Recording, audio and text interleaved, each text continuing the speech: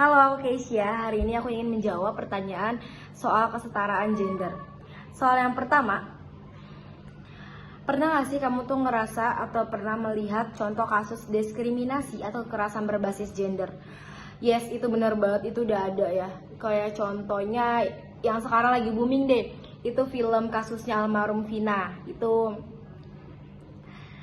kita bisa dilihat sendiri, bisa ditonton karena dia perempuan, dia cantik, ada cowok yang suka, terus dia nggak suka balik, terus abis itu dia ngerasa Vina ini telah ngebuat dia malu karena ditolak cintanya berkali-kali sama si Vina. Akhirnya dia terpaksa untuk perkosa dia, terus bahkan ngebunuh dia sampai meninggal karena dia ngerasa punya kuasa. Ayahnya polisi dan teman ayahnya adalah DPRD sana, jadi aman, jadi kasusnya ditutup. Itu udah nggak berpikir lagi deh orang-orang kayak gitu ya. Terus kita juga sering banget mungkin aku juga ngerasain ya, kita sering banget catcalling di sama cowok-cowok kayak padahal kita kayak ngerasa kita yang diapain cuy, kita nggak ngapa-ngapain, tapi kayak kadang cowok-cowok tuh kayak aduh, itu sangat amat mengganggu ya para lelaki. Tolong, itu mengganggu banget buat kita sebagai perempuan. Itu menurut aku udah memasuki kekerasan berbasis gender menurut aku gitu. Nah, yang kedua itu dalam hubungan pernikahan sudah sewajarnya laki-laki suami memiliki penghasilan yang lebih besar dibandingkan perempuan atau istri. Nah, pertanyaan bahwa dalam hubungan pernikahan sudah sewajarnya laki-laki atau suami memiliki penghasilan yang lebih besar dibanding perempuan juga merupakan stereotip yang ketinggalan zaman. Dinamika keuangan dalam pernikahan harus didasarkan pada kesempatan bersama dan pertimbangan situasi individual pasangan, bukan pada norma gender yang kaku. Halo, perkenalkan, nama aku Aneza Nuraina. Di sini aku akan membahas pertanyaan yang pertama, yaitu apakah di sekitar lingkunganku masih ada kekerasan atas kesetaraan gender. Jawabannya adalah sudah tidak ada, karena dalam kasus dari lingkunganku sendiri sudah tidak menganut tapi memang tidak menganut sistem patriarki atau merasa lelaki itu harus lebih unggul dibanding perempuan. Kebebasan itu bisa dirasakan oleh siapapun. Contohnya seperti orang tua aku sendiri, jadi bukan tugas laki-laki yang harus bekerja dan perempuan harus mengurus rumah tangga, tapi itu bisa dilakukan kerjasama bareng gitu, bisa dilakukan secara kerjasama. Jadi untuk jawabannya adalah tidak ada. Halo, aku Rasa Putri Ramera. Di sini aku mau menjawab pertanyaan yang pertama, apakah saya ada contoh kekerasan terhadap gender di sekitar saya? Ya, tentu saja ada. Menurut saya ini salah satu kekerasan antar gender, karena yang dimana ini adalah kekerasan dalam rumah tangga yang dilakukan oleh paman saya terhadap bibi saya. Di situ menurut saya adalah salah satu contoh kekerasan antar gender. Halo, nama saya Devita. Di sini saya akan menjelaskan jawaban saya terkait soal nomor 1, yaitu apakah di sekitar kalian terdapat contoh nyata kasus-kasus diskriminasi atau kekerasan berbasis gender. Jika ada, sebutkan contohnya. Di sekitar saya belum pernah melihat secara nyata kasus-kasus yang disebutkan tersebut. Namun dalam berita online atau yang kita sering mendapat informasinya di YouTube maupun di TikTok atau Instagram, itu banyak sekali kasus-kasus KDRT. Halo, aku Keisha. Hari ini aku ingin jawab pertanyaan kedua tentang kesetaraan gender. Yang pertama, laki-laki secara umum ada pemimpin yang baik ketimbang perempuan. Menurut aku ya, kayak bisa dilihat karena aku pernah dengar podcast di mana laki-laki itu secara umum itu dibentuk dari Tuhan itu untuk memimpin, dan sedangkan cewek itu untuk perempuan itu untuk untuk melengkapi. Jadi pemimpin itu laki-laki dan cewek itu untuk menata balik dalam ruang dalam ruangan gitu. Kalau dibangun suatu rumah, kepalanya itu laki-laki dan penatanya itu perempuan gitu. Emang secara khusus, secara lahiriah emang kita diciptakan, perempuan itu diciptakan emang untuk mendampingi sosok seorang laki-laki gitu. Tapi banyak juga kok pemimpin Indonesia, perempuan gitu. Contohnya kayak Ibu Megawati gitu, presiden kita yang keempat. Terus habis itu soal perusahaan-perusahaan juga beberapa juga ada kok yang yang bosnya itu perempuan gak laki-laki gitu.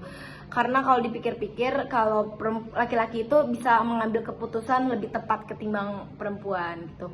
Kalau perempuan tuh lama mungkin ya. Terus yang kedua, dalam hubungan perkawinan sudah sewajarnya suami mempunyai penghasilan lebih besar dibandingkan istri. Menurut aku nggak juga ya, nggak harus juga atau gimana itu. Mungkin kalau misalnya ceweknya, istrinya itu lebih banyak duitnya ketimbang suaminya, jadi suaminya tuh ngerasa nggak enak aja gitu, dan kita sebagai istri tuh jadi ngerasa paling atas gitu nggak sih? Aku ngerasa gitu sih, harusnya istri juga bisa menyamaratakan setidaknya, atau nggak di bawahnya, karena laki-laki ya bagaimanapun dia seorang pemimpin dan dia juga nggak mau lah istrinya di atas gitu ya, ngerasa nggak enak, ngerasa dalam hati pasti ada yang ngeganjel atau nggak etis juga sih. Kayak soal pendidikan juga kayaknya kurang sih kalau misalnya cewek yang di atasnya cowok itu. Tapi nggak tahu ya kalau misalnya dunia perkawinan laki-laki lebih kecil duitnya ketimbang perempuan, itu menurut aku nggak apa-apa. Tapi menurut aku pribadi itu balik lagi ke manusianya, kembali lagi pasti laki-laki itu ngerasa kayak nggak enak hati kalau apa-apa, karena ceweknya tuh udah bisa sendiri, dia bisa mandiri gitu sih. Kita jadi cewek juga jangan terlalu mandiri. Yang aku tahu boleh mandiri saat kita nggak punya pasangan, tapi saat kita udah punya pasangan kita balik lagi kalau kita itu nggak boleh semandiri itulah, karena kita butuh laki gitu, menurut aku. Terima kasih. Oke, di sini ada soal apakah di sekitar kalian terdapat contoh fakta kasus-kasus diskriminasi atau kekerasan berbasis gender. Nah, di sini di sekitar saya mungkin tidak ada, tapi saya sering mendengar di kalangan seperti artis sering terjadi kekerasan berbasis gender. Nah, seperti kasus Lesti Kejora, kasus KDRT yang dialami penyanyi Lesti Kejora oleh suaminya yaitu Rizky Bilal menjadi salah satu contoh yang paling menyedot perhatian publik di tahun 2022. Lesti melaporkan Rizky Bilal atas tindakan KDRT yang mengabaikan cedera fisik. Kasus ini menjadi peringatan bahwa KDRT dapat terjadi pada siapa saja termasuk figur publik. Nah, di sini ada jelaskan pendapat kalian pada perbedaan berikut. Nah, laki-laki secara umum adalah pemimpin yang lebih baik dibanding perempuan. Yang kedua itu dalam hubungan pernikahan sudah sewajarnya laki-laki suami memiliki penghasilan yang lebih besar dibandingkan perempuan. Nah, di sini saya pembahasan yang pertama itu laki-laki secara umum adalah pemimpin yang lebih baik dibanding perempuan. Nah, kemampuan kepemimpinan tidak ditentukan oleh gender, baik itu laki-laki maupun perempuan. Memiliki potensi untuk menjadi pemimpin yang hebat dengan kekuatan dan kelemahan yang berbeda-beda. Menganggap bahwa satu gender secara inheran lebih untuk memimpin daripada yang lain dapat menjustifikasi diskriminasi dan menghambat kemajuan kesetaraan gender. Faktanya, banyak penelitian menunjukkan bahwa perempuan itu memiliki kualitas kepemimpinan yang berharga seperti komunikasi yang efektif dan kolaborasi dan empati.